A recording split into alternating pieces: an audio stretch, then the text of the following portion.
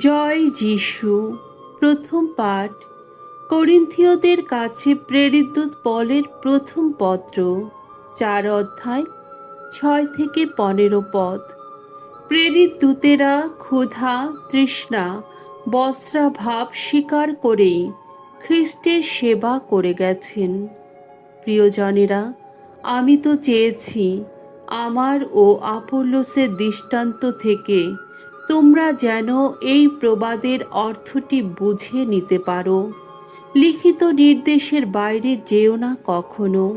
আর তাই তোমাদের কেউ যেন একজনের বিরুদ্ধে আর একজনের সমর্থনে দম্ভ দেখিয়ে না বেড়ায়। তোমাকে অসাধারণ মানুষ কে বা করেছে বন্ধু? তোমার মধ্যে এমন কি বা আছে যা তুমি ঈশ্বরের কাছ থেকে পাওনি? আর যদি পেয়েই থাকো, তবে কেনই বা এমন গর্ব করো যেন ঈশ্বরের দানরূপে তুমি তা পাওনি? এরই মধ্যে তোমাদের সব আশা আকাঙ্ক্ষা মিটেই গেছে বুঝি? এরই মধ্যে তোমরা ধনশালী হয়ে উঠেছ বুঝি? আমাদের বাদ দিয়ে রাজাই হয়ে উঠেছ বুঝি? আহা, সত্যি যদি তোমরা রাজাই হতে, তাহলে তো আমরাও তোমাদের সঙ্গে রাজা হতে পারতাম। আসলে কিন্তু মনে হয় ঈশ্বর যেন আমাদের অর্থাৎ প্রেরিত দূতদের দাঁড় করিয়ে রেখেছেন সকলেরই শেষে, তেমন মানুষদেরই সারিতে যাদের মৃত্যুদণ্ড দেওয়া হয়েছে। হ্যাঁ, বিশ্বজগতের সামনে, স্বর্গদূত আর মানুষ সকলেরই সামনে আমরা যেন হয়ে উঠেছি দর্শনীয় একটা দৃশ্যেরই মতো। খ্রিস্টের জন্যে আমরা তো মূর্খ, আর তোমরা নাকি সেই খ্রিস্টেরই আশ্রয়ে বুদ্ধিমান। আমরা দুর্বল, আর তোমরা নাকি শক্তিমান। আমরা উপেক্ষিত, আর তোমরা নাকি সম্মানিত। এখনো পর্যন্ত আমরা তো ক্ষুধায়, তৃষ্ণায়, বস্ত্রাভাবেই দিন কাটাচ্ছি। মানুষ আমাদের আঘাত করছে, থাকার মতো একটা জায়গাও আমাদের নেই। মাথার ঘাম পায়ে ফেলে নিজেদের হাতেই কাজ করে যাচ্ছি আমরা।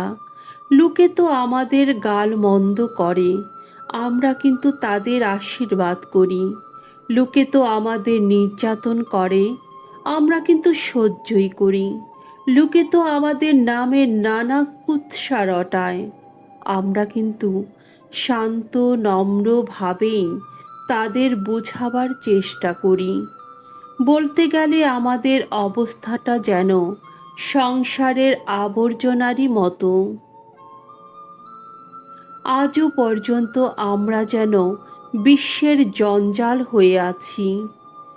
আমি যে এই সব কথা লিখলাম তা তোমাদের লজ্জা দেবার জন্যে নয়, বরং তোমাদের সাবধান করে দেবারই জন্যে। কেননা তোমরা যে আমার প্রিয় সন্তান। খ্রিস্টীয় জীবনে তোমাদের পথ দেখাবার মতো হাজার হাজার লোক থাকতে পারে, কিন্তু তোমাদের পিতা এই একজনই। খ্রিস্ট যিশুর জীবন শক্তিতে আমি তো মঙ্গল সমাচার প্রচার করে তোমাদের জন্ম দিয়েছি। প্রভুর বাণী। ঈশ্বরকে ধন্যবাদ। সাম সঙ্গীত 145 অধ্যায় 17 থেকে 21 পদ।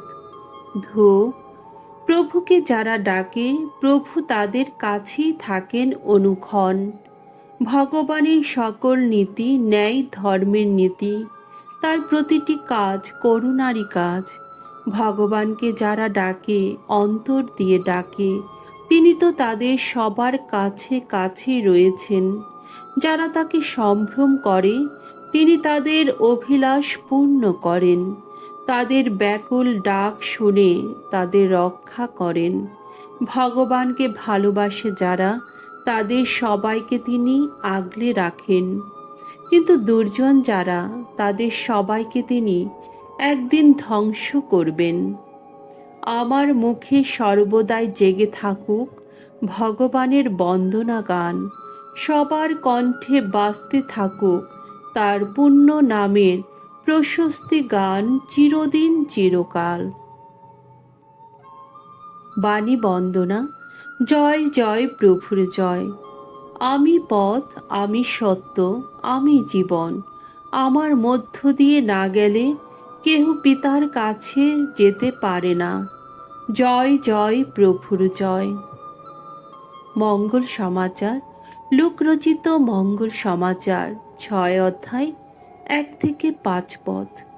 বিশ্রামবার পালনের বিধি প্রসঙ্গে বিশ্রামবারের প্রভু যীশু।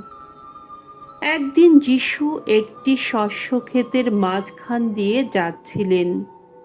দিনটি ছিল বিশ্রামবার। তার শিষ্যেরা শস্যের শীষ ছিঁড়তে লাগলেন আর দুহাতের মধ্যে তা ঘষে নিয়ে দানা বের করে খেতে লাগলেন। কয়েকজন ফরিসি তখন বললেন, বিশ্রামবারে যা করতে নেই তোমরা তাই করছো কেন? যীশু উত্তর দিলেন, দাউদ ও তার সঙ্গীরা সেই যেদিন ক্ষুধার্ত হয়ে পড়েছিলেন সেদিন তিনি কি করেছিলেন আপনারা কি তাহলে তা পড়েননি? তিনি সেদিন ঈশ্বরের গৃহশিবিরে প্রবেশ করেছিলেন এবং যে নৈবেদ্যের রুটিটি শুধু যাজক ছাড়া আর কারো খেতে নেই, তিনি তাই নিয়ে খেয়েছিলেন আর সঙ্গীদেরও তা দিয়েছিলেন। যীশু আরও বললেন, শুনুন, মানবপুত্র বিশ্রাম বারের প্রভু। প্রভুর মঙ্গলময় বাণী। খ্রিস্ট প্রভু তোমার প্রশংসা হোক।